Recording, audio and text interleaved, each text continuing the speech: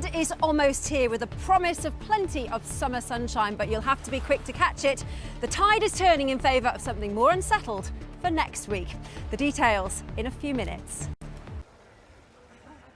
Well, Charlene, I think the honest answer to that is probably a little bit of both, depending on exactly where you are.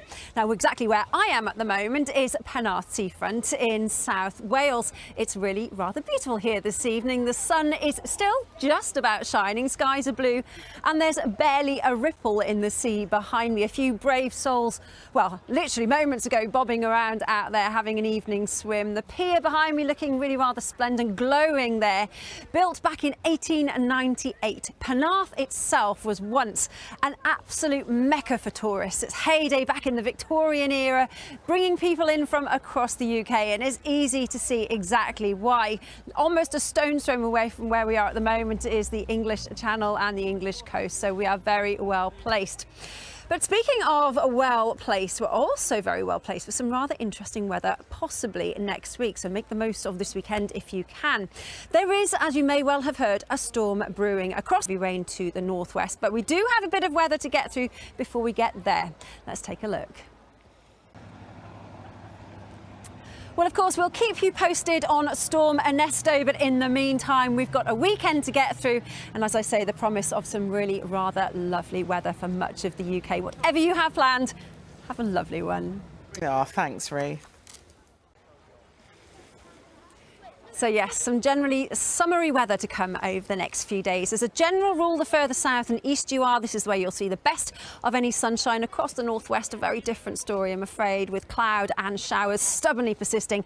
Temperature-wise, wherever you are, round about average. And actually, it's quite chilly here in Penarth at the moment. Glad I've got the long sleeves on.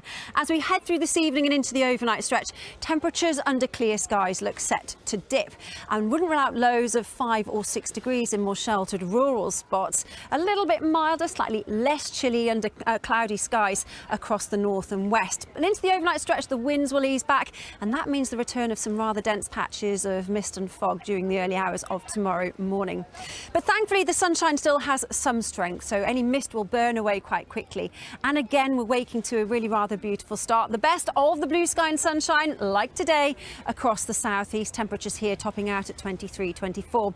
Across the north and the west, though, again, the cloud will stubbornly persist, and I think over the highest ground, in particular the Scottish Highlands, the Pennines and possibly Snowdonia, Aurora in North Wales, we could see a little bit of patchy rain and drizzle just where the cloud is thick enough, but nothing too troublesome. If you're heading out for walks into the hills, something to bear in mind. Temperatures here, not surprisingly, feeling just that little bit fresher.